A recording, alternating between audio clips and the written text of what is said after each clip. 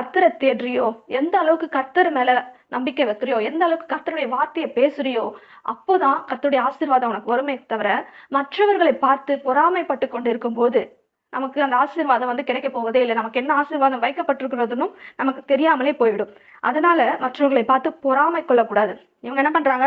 மற்றவங்கள எப்படி பழி வாங்கலாம், மற்றவங்கள பொறாமை கொள்றது இதெல்லாம் செய்றாங்க. இதெல்லாம் எதுல வருது?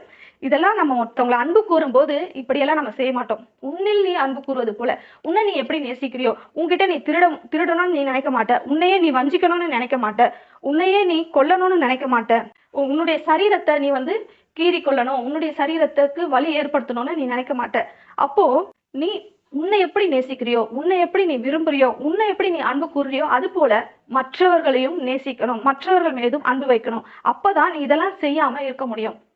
ஆனா இவங்கள நேசிக்கிறாங்களோ இல்லையோ, மற்றவர்களை நேசிப்பதில்லை, மற்றவர்கள் மீது அன்பு கூறுவதில்லை.